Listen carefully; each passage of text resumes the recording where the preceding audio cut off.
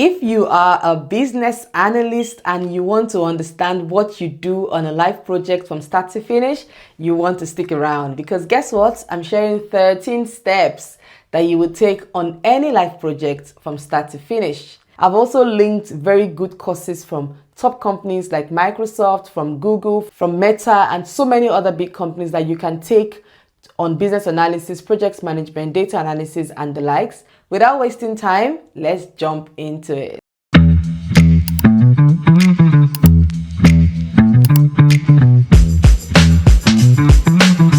Hi there, welcome back to my channel. My name is BME Career Coach, and I'm your tech babe. I'm making sure that 2025 is the year you actually upskill, is the year that you actually change your career, and you move on with everything that you need to do to make yourself a tech babe or a tech bro. Grab a pen, grab a notepad, and take notes, because these 13 steps that I'm sharing today, they're going to blow you away. Step 1. Make sure you understand the business problem that your project is trying to solve. Never jump into conclusions. As a business analyst, try to understand what are the pain points, what are the problems we're trying to solve, who are the stakeholders, why do we need to do this project. So if you've been contracted to do, for example, build a payroll system, without jumping into it, you need to make sure that you know why.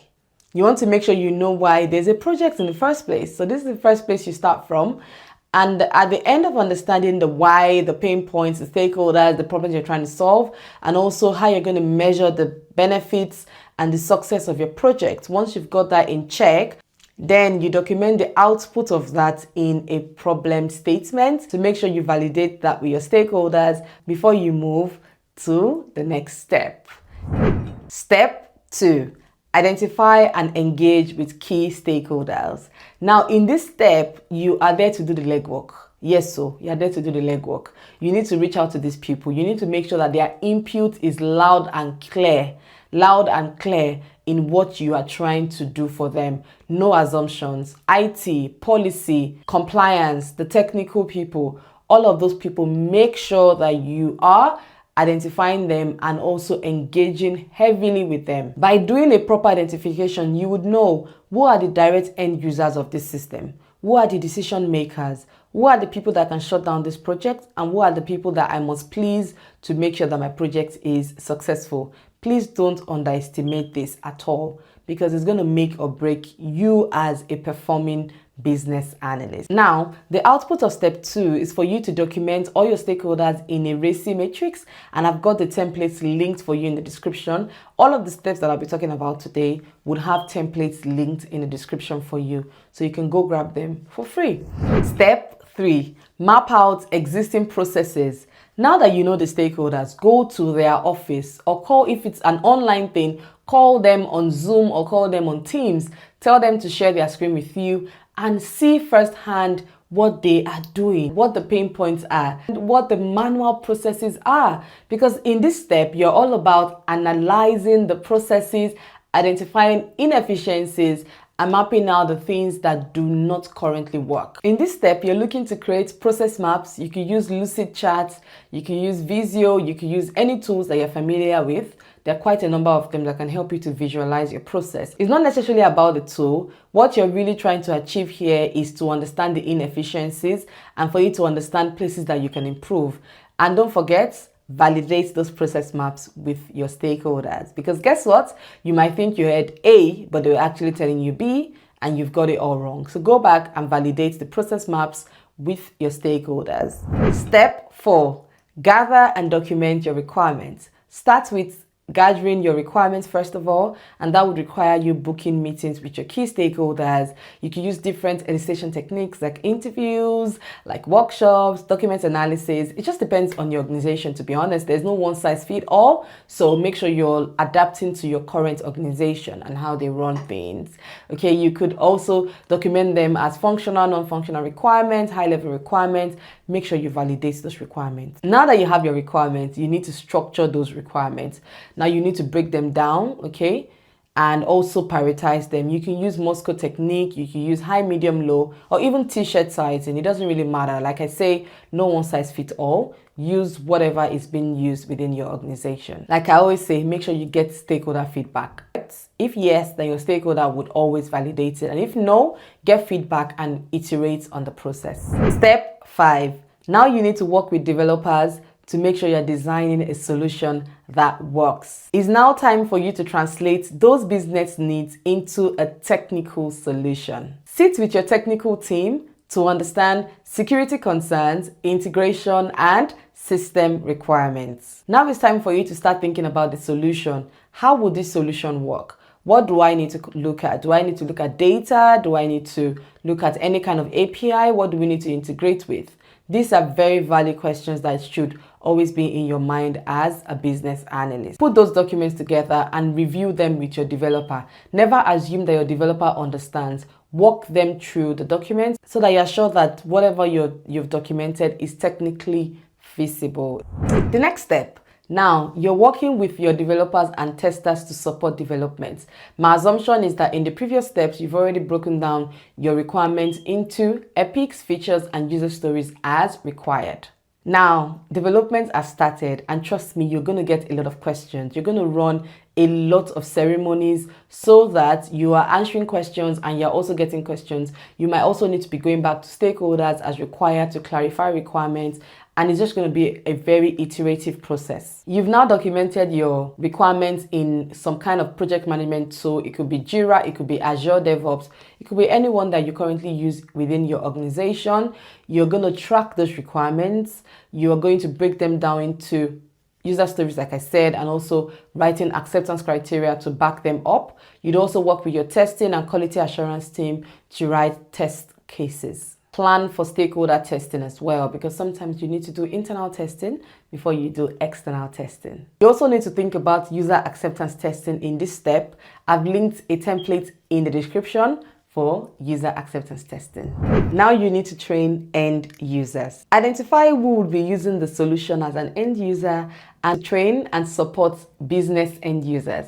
Now that you are in development and testing, and obviously some of the features will be going into some beta or live environment, you need to make sure that your end users understand what's coming. So identify the key people that will be using some of these new solutions that you have created. Once you identify them, work out the best way that you would train them. Is it by doing a demo, or is it by doing some screenshots, or is it by having a workshop? So make sure you identify the best way to train your business end users. Now it's time for you to make sure that you schedule those sessions before go live. Make sure you do it before go live. The steps to take for you to successfully do this is to make sure you have a training plan and also have key methodologies that you're using to train your business end users.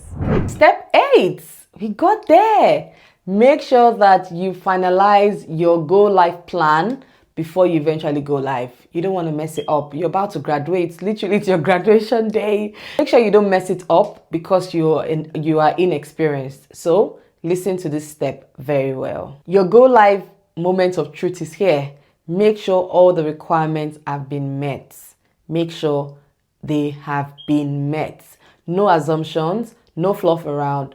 Make sure they have been met and you have them fact checked. Ensure UAT is properly signed off. Prepare a plan B. What would happen if anything goes wrong? What would happen if anything goes off?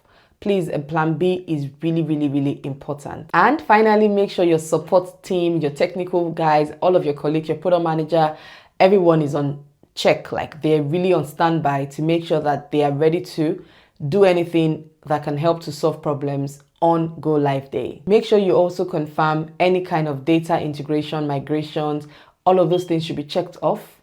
You know, go live is so important, so you don't want to mess it up because it can literally make or break things. Like you can make an organization lose a lot of money in pounds just because your go live is messed up. I have a go live readiness checklist for you in the description as well. I got you. Step 9, yay! Deploy the system into the live environment. Make sure you successfully transition from whatever the old system is into the new one. Now, sometimes we need to do this in phases. So you not necessarily like transfer everything. You're going in little chunks, especially if you're using agile methodology. If you're using agile, it'll be in small bits. Ensure that you roll out the system according to the go live plan. Make sure that you confirm that all functionalities are working. Make sure that any bug that you identified in previous phases, you've already treated them before you go to go live. It's very important. Make sure you have a communication plan as well to update your users on how go live day is going, because trust me, they'll be really excited to hear that you successfully deployed and everything is working well, no major bugs, and you're monitoring as well, just in case, because you never know, things happen, things break down on go live day, depending on how many users are scheduled to use it. So this is where you make sure you've already checked like your scalability requirements, everything is already checked, and you have an idea on how many users you're expecting on day one. It's so important.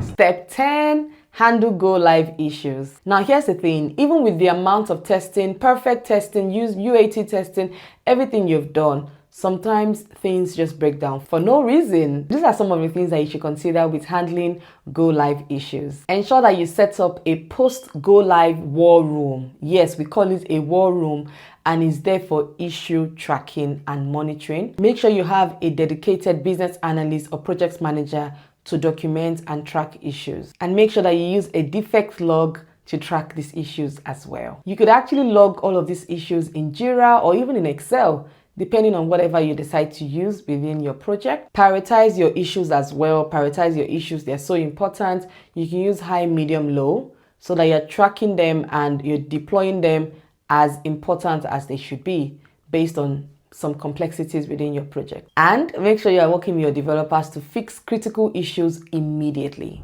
Step 11. Now it's time for you to measure business success and project outcomes.